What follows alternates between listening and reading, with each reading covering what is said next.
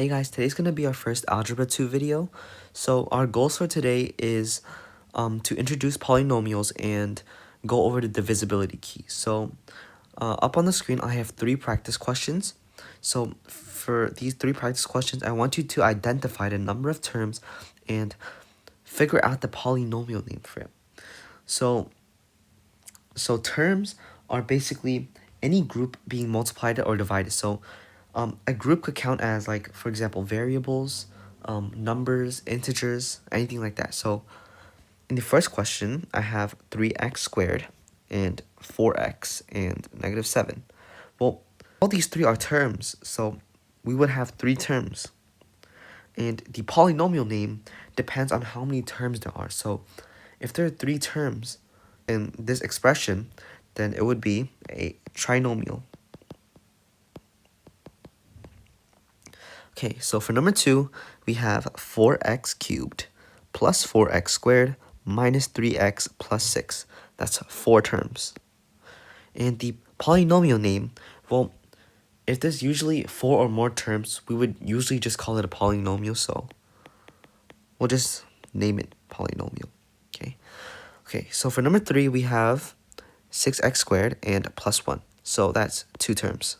Okay, the polynomial name would be called a binomial since there are 2 terms. Now we're going to go over standard form.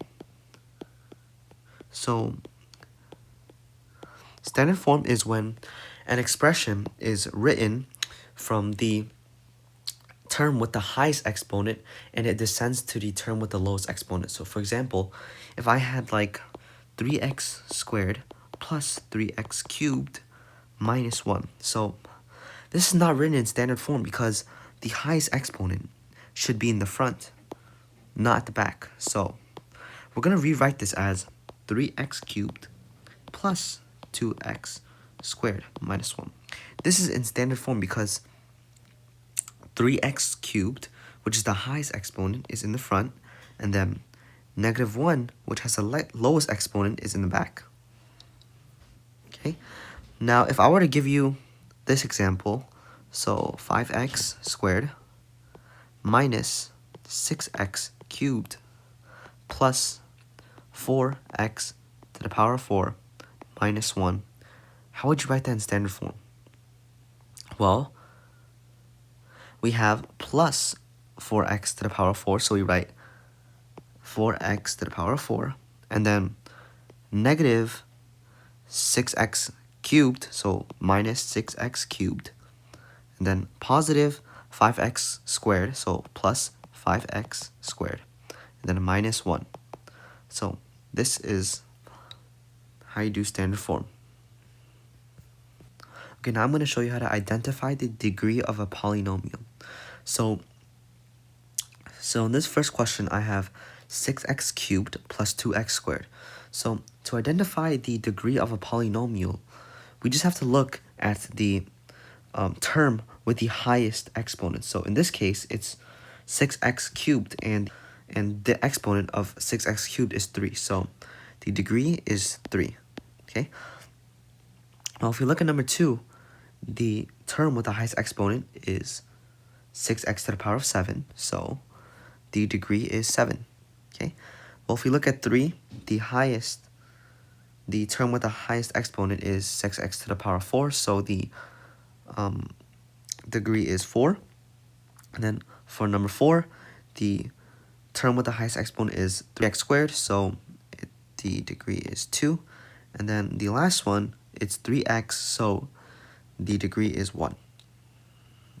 Okay, now I'm going to teach you the exponent rule. So if I have 3x cubed, for example, right, and then I square that, the exponent rule says that if you put a power to a power, like, then you would basically multiply the 2 powers. So if I have 3x cubed and then I square that, then we would do 3 times 2 is equal to 6. So basically, this is equal to 3x to the power of 6. Okay, so if I were to give you like 4x squared and then I put that to the power of 5, we would just do 2 times 5 and we would have 4x to the power of 10. Okay, this should not be confused with this exponent rule, where if you have x squared, right, and then you multiply x to the power of 3, you would usually add those. So you would have x to the power of 5. Okay, now we're going to go over the divisibility key. So we know that if we divide any value by 0, it's going to be undefined. Okay, and if we divide any value by 1, the value just stays the same. Well, to divide a value by 2, the value must be even. And if we want to divide by 3, we would add all the digits, and it must be divisible by 3. So for example, if we have like 300, let's say 63, for example, right? 363, right? If we add all the digits, right?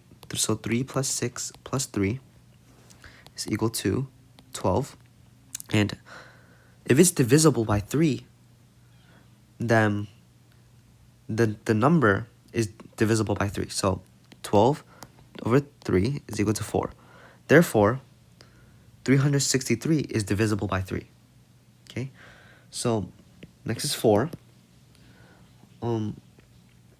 So 4's rule is basically that the last two digits must be divisible by 4. So we have like, let's say like 344, right? 344. Well, we know that these two numbers are divisible by 4. So therefore, 344 is divisible by 4. Okay? Well, for number 5, it's simple. The last two digits must be either 0 or 5. Okay?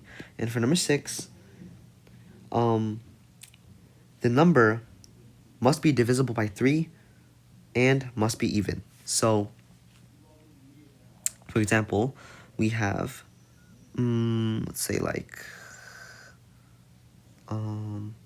462, right? 462.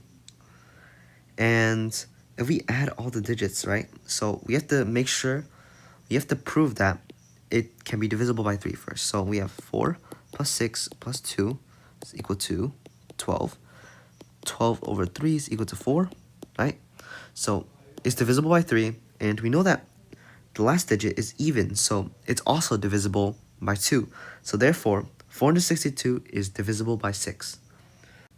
So for number 7, we have like, for example, like 294, right? Okay, so for the 7th divisibility rule, we would we would multiply the last two digits by 2. So 4 times 2 is equal to 8. And we would subtract 8 from the remaining values. So we would have 29 minus 8 is equal to 21. If this value is divisible by 7, then the whole number is also divisible by 7. So we have 21 over 7, which is equal to 3. So therefore, 294 is divisible by 7. Okay, so for the 8th rule, we're going to look at the last 3 digits of the number. So if, for example, we have like 13,272, we're going to look at the last 3 digits, and if it's divisible by 8, then the whole number is also divisible by 8. So we have 272 divided by 8, and we have 324. So 272 divided by 8 is 34. So since the last 3 digits are divisible by 8, then 13,272 is divisible by 8. Okay, now we're going to move on to the 9th rule, right? And the 9th rule says that if the sum of the digits are divisible by 9. Okay, so now we're going to move on to the 9th rule. The 9th rule says that if the sum of all the digits are divisible by 9, then the number is also divisible by 9. So for example, if I have like let's say like 486, right? 486. If I add all these digits up, like So 4 plus 8 plus 6 is equal to 18. And if 18 is divisible by 9, and which it is, so 18 divided by 9 is 2, then therefore 486 is divisible by 9. Well, that's it, guys. I hope you enjoyed the video, and make sure to like and subscribe for more videos.